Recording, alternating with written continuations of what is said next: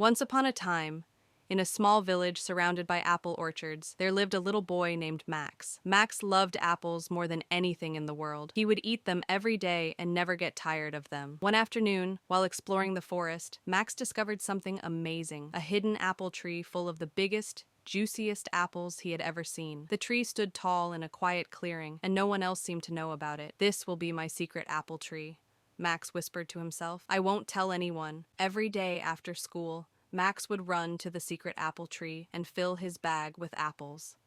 He stored them in his small wooden shed at home, stacking them carefully.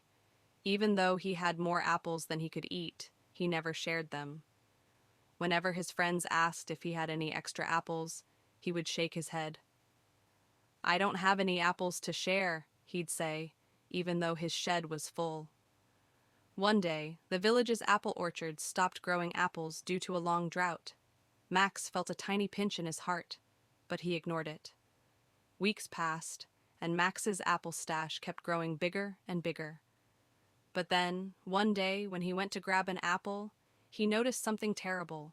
The apples were turning brown and mushy. They were rotting. Max panicked. He had collected so many apples, but now they were all going bad. He sat down, feeling ashamed. He had been selfish, keeping everything for himself, and now no one, not even him, could enjoy the apples. One evening, Max decided to do something different.